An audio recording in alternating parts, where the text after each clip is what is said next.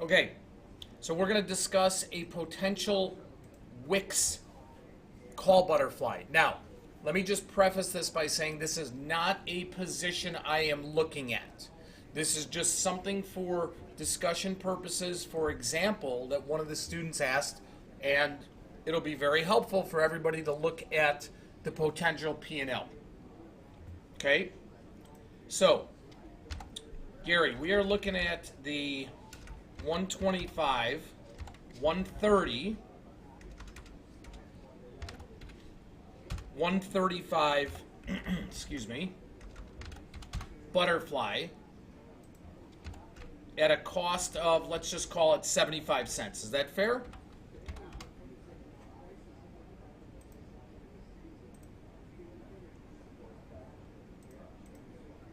Okay.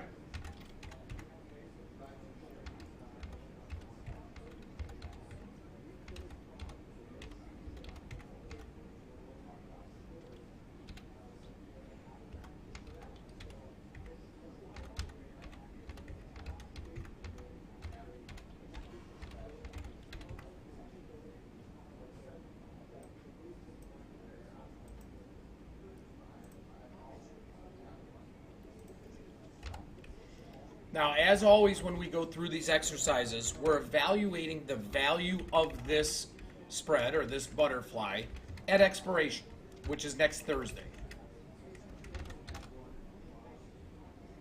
Okay? So, these are all call options. So at 120 and at 123, below the first strike, all the options are going to be worthless, right? Every strike is going to be worthless. So it's going to be worthless, but then if we paid 75 cents, that would be our loss, right? That's the most, just like any other debit spread that we have, that's the most we could ever lose, is what we put into it. 75 cents. Okay, everybody on board with me? Okay, I'm choosing 125.75 as one of our price points here because that would be our break even.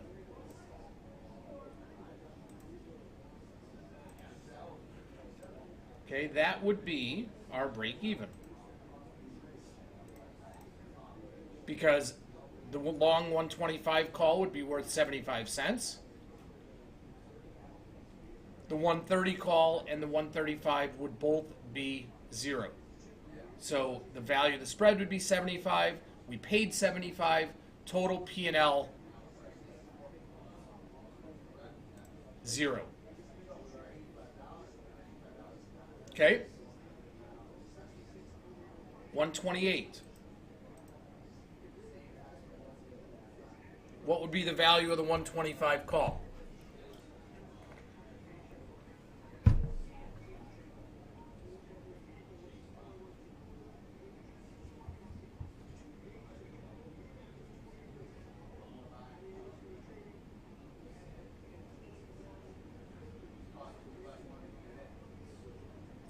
All right, Todd, you jumped ahead one. I know what you're saying. You're saying what would the profit be? That is true, but the value of the 128 call would be $3. The other two would be worthless. So the profit would be 2 1/4, like Todd just said. Okay, because it's worth $3. We paid 75 cents. Profit of 2 1/4.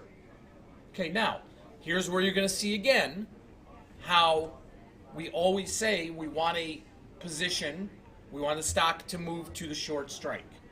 Here's where you're going to see the maximum P&L to this butterfly. Okay, at 130, our long call will be worth 5. The other two will still be worth 0. So the butterfly will max out at $5, and our profitability would max out at 4 1/4. Okay, everybody see that?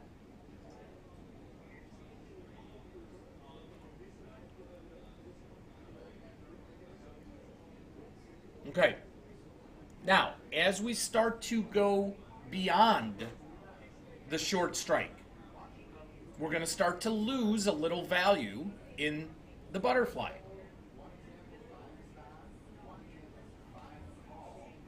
Why is that? Why is that? And again, this is one of the characteristics of a butterfly spread. If you start to go beyond the short strike, why do you start to lose a little value in the value of the butterfly?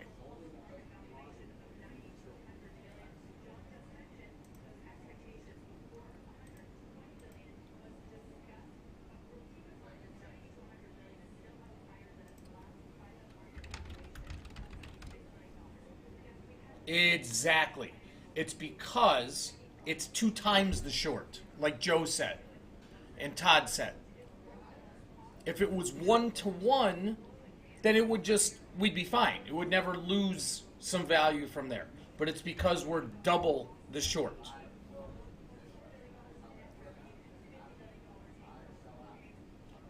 Okay? So at 132.50, our long is worth 7.5, but now the value of the 130 starts coming into play.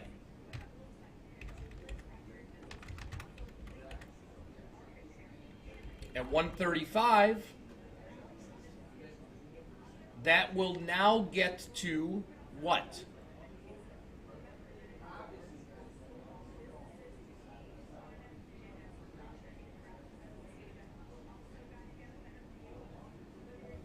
Well, our long is worth 10. The shorts, I probably should have phrased that differently. The butterfly is going to equal 0 at that point. And if the butterfly equals 0, we're now back to the loss of our debit. And now that will hold consistent regardless how high the stock goes. So again, showing you that both on the downside and on the upside, the most you can ever lose is your debit.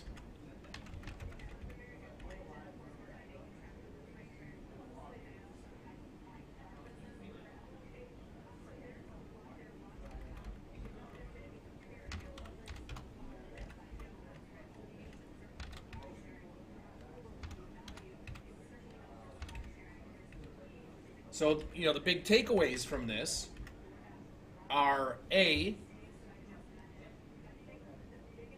again, the most you can ever lose is your debit, regardless of whether the stock goes down to 0 or up to 1,000. Okay? You can't ever lose more than that. The maximum profitability is at the short strike.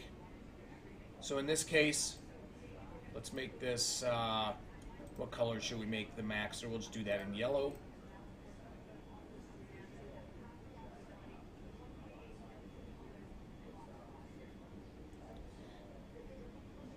Chris, I'm going to post it up in the room. I can definitely take a screenshot too, or you can take a screenshot. But I always post these up in the room as well.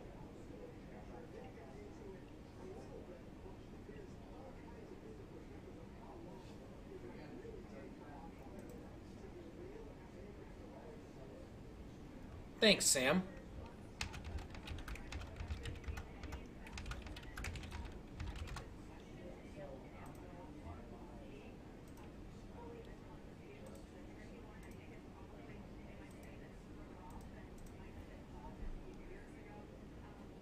Okay.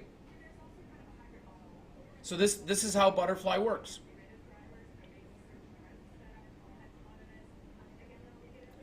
Yeah, Michael, these spreadsheets, every single one of these, they're in the Documents tab in the lower right-hand corner, in that Documents folder, the lower right-hand corner. Every time we do these, they're put in there. Here, and I post them in the room. So let me do this one right here. Today is, what's today's date?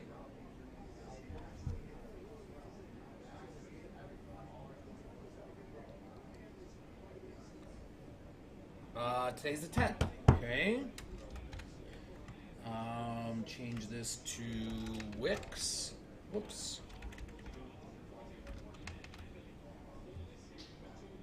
Save that. Okay. Does anybody want to take a screenshot before I get rid of it? But I'm going to post it in the room right now. You'll see it posted in the room in a second.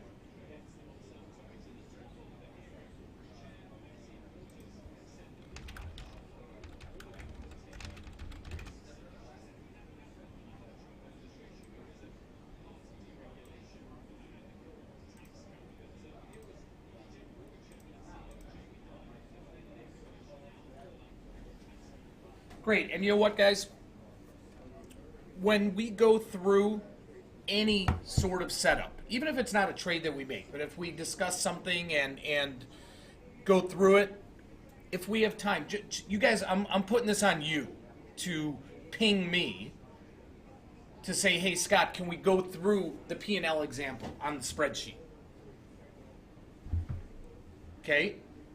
Now, let me also say that this really only works for vertical or diagonal spreads. Really just vertical, not even diagonal. Not calendars. Because calendars, there's too many other moving parts to it. But on any sort of vertical, and a butterfly is considered a vertical spread, this spreadsheet explanation will hold true.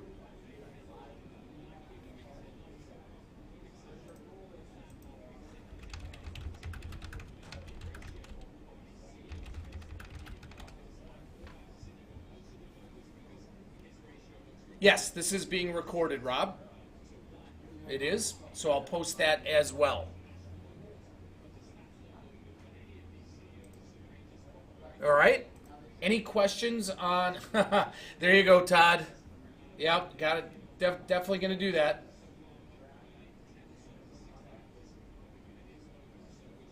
So, Joe, if this were a put butterfly, it would be the exact same thing if you were looking in a mirror.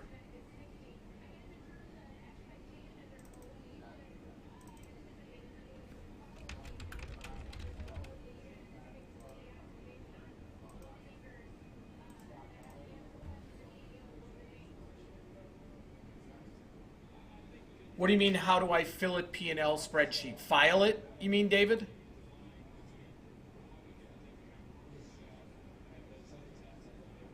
So when I post things in the room here, they always go by date first. Okay, however, when you go onto the campus, to the online campus, and all of these recordings are on the campus, it's a little bit easier to find. But in the room here, in the folder, everything is just chronological by date.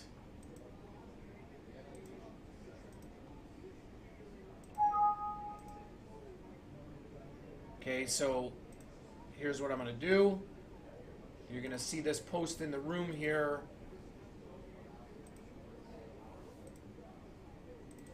Right.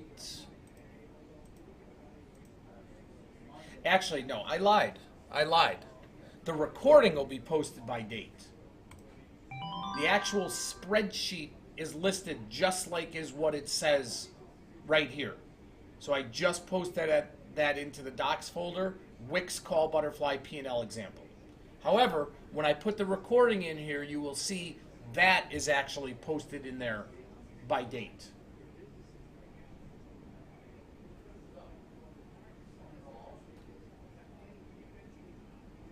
So Mike, let me go back to this here. They're $2.50 each for a total of $5.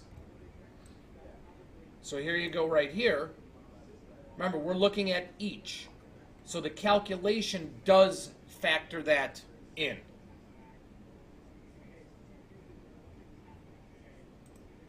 All right, guys, let me get the video posted up here, and I'll be right back.